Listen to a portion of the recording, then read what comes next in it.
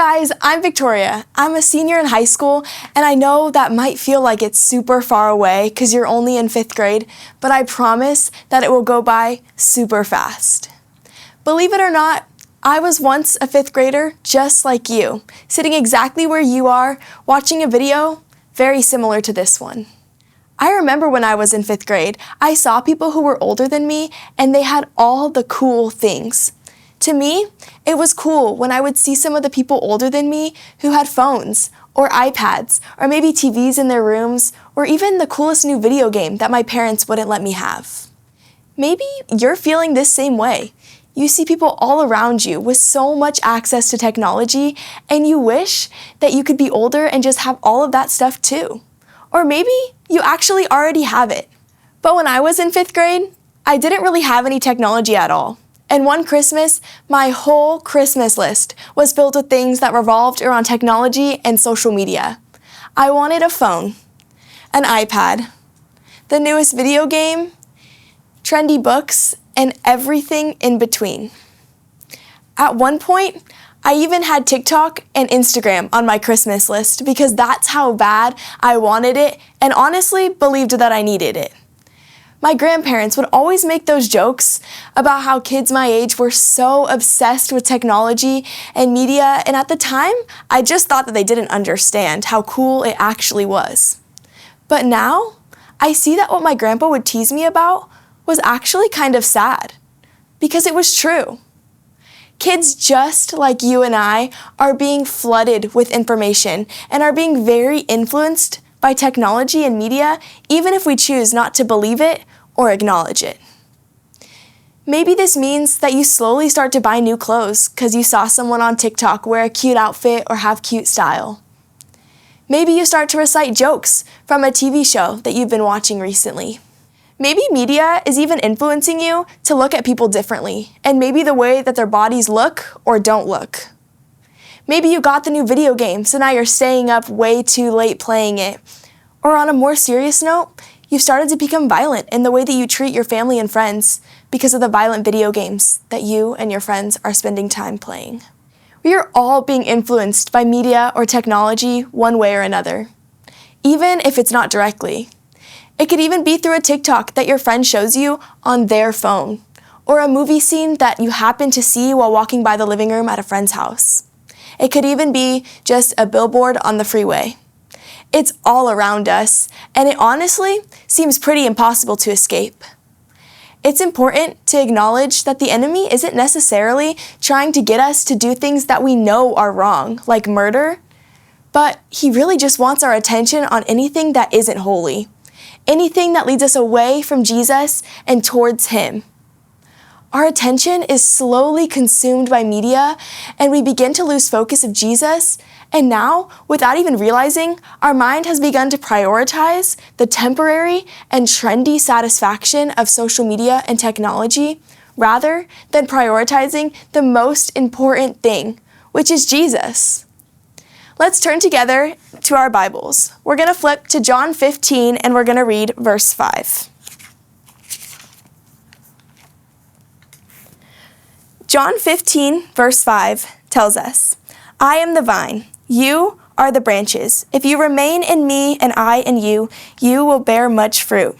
Apart from me, you can do nothing." Here, Jesus is telling us to abide in him. To abide means to remain or to dwell long term, and in this case, forever. Jesus isn't asking us to seek him or remain in him only when life gets hard or when we really need some help. This is a forever thing. Seek Jesus forever and ever.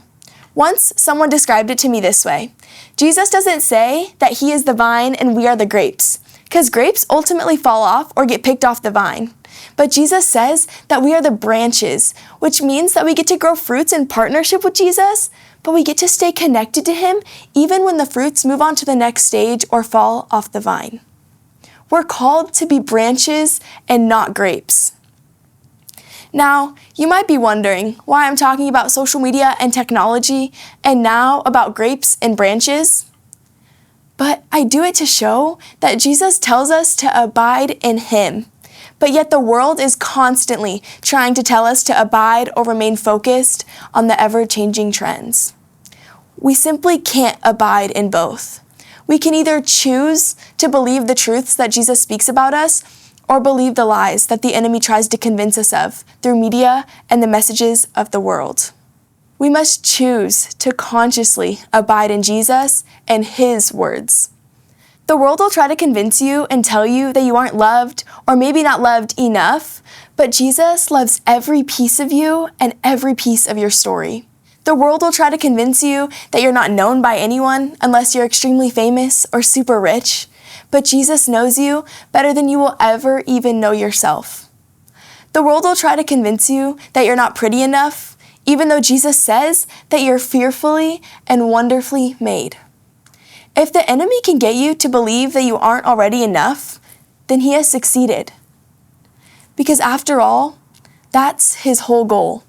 The enemy wants you to strive for that worldly life of sin and temporary satisfaction, because it always leaves you thirsty and coming back for more, which again means that the enemy is succeeding in his quest for your life.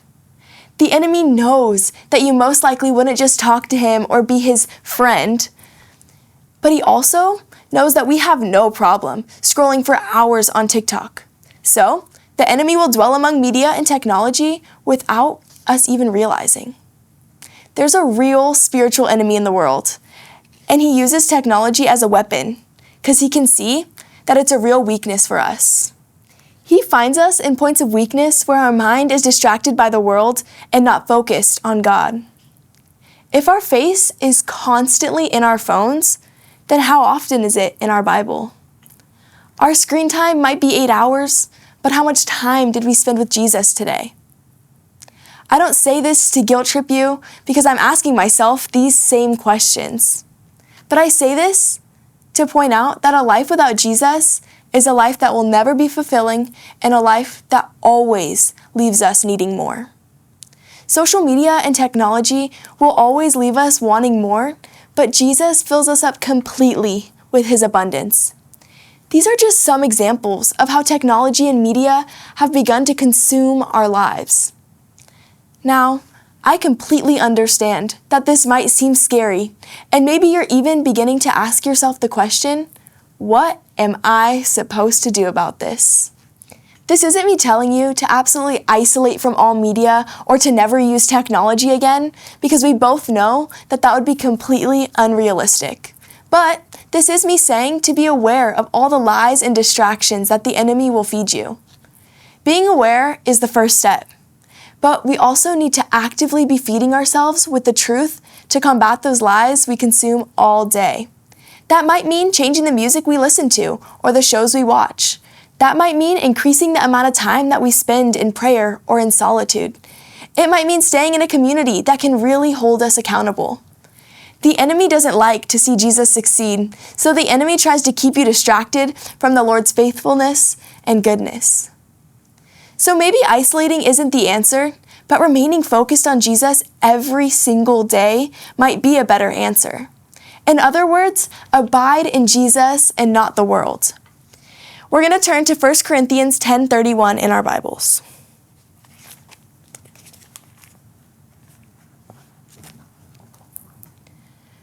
It reads, "So whether you eat or drink or whatever you do it all for the glory of God."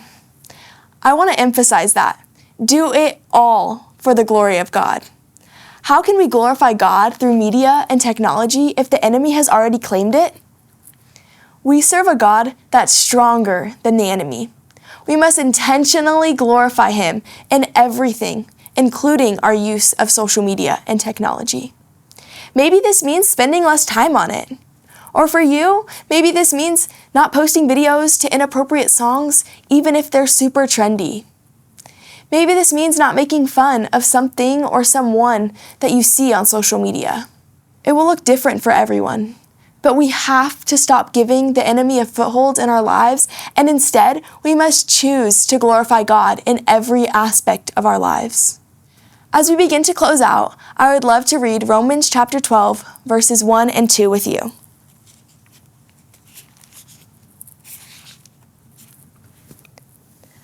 Romans chapter 12 reads, I appeal to you therefore, brothers, by the mercies of God, to present your bodies as a living sacrifice, holy and acceptable to God, which is your spiritual worship. Do not be conformed to this world, but be transformed by the renewal of your mind, that by testing you may discern what is the will of God, what is good and acceptable and perfect. We have to resist the dark world, but we don't have to do it alone or in our own strength. The Lord tells us to not conform to this world, but to be transformed by the renewing of our minds. He even teaches us that presenting our bodies as a living sacrifice is holy and pleasing to God. It doesn't say that scrolling on social media for hours or playing violent video games is pleasing to God. Honestly, that's pleasing to the enemy. It may not seem exciting or good to make these life changes at first, but eventually our desires are reprogrammed and we will begin to understand and celebrate God's way of life. So it's okay to not feel excited about giving up your favorite TV show or video game right now. That feeling might come a little bit later.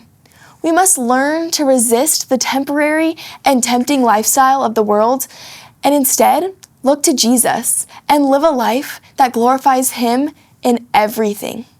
The world is a dark place, but Jesus has already come to be the light among it all. Let's look to Him. So like I said in the beginning, my Christmas list was once flooded with worldly things that I thought I needed in order to be cool or to be loved. But as I've begun to be transformed in my relationship with Jesus, I see that the trendy things are so temporary, but Jesus' love for me is eternal. Maybe those things are still on my Christmas list because they're still fun to have, but my identity doesn't lie in them anymore. My identity lies in Jesus. I wanted to share something with you that will change your life if you do it. Ready for this? I brought 3 buckets with me today. This first bucket is a spending bucket. I like the spending bucket personally. Spending is exciting, isn't it? I like to spend money on food, Starbucks, video games, and lots of other things. The second bucket is the saving bucket. Most of us like the idea of saving money. We just never seem to get around to it. Saving is a good thing. It helps us to be good stewards of what God has given us, and it helps us prepare for the future. This is my third bucket. This bucket is the giving bucket.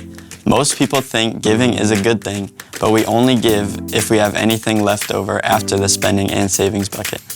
But in God's economy, He tells us to give first, save second, and spend third. So this is what I do. Whenever I get some money, whether it's paycheck or chore money or birthday money or even money I find on the ground, I take the money to these buckets. First, I give, just like God asked us to. I put 10% of the money and put it in the giving bucket. Then I save so I can be a good steward of what I have received. I take 20% of the money and put it in the saving bucket. Everything else, this last 70%, I put in the spending bucket. Having a system like my buckets helps us remember that the money we receive is not just about God. God is the one who ultimately provides for us. He wants us to be good stewards of what we have been given and to show that we can be trusted with the things He gives. With money, it is really easy to go straight to thinking about ways we can spend it right now. But the better choice is to honor God by remembering to give so that others can be blessed and cared for too.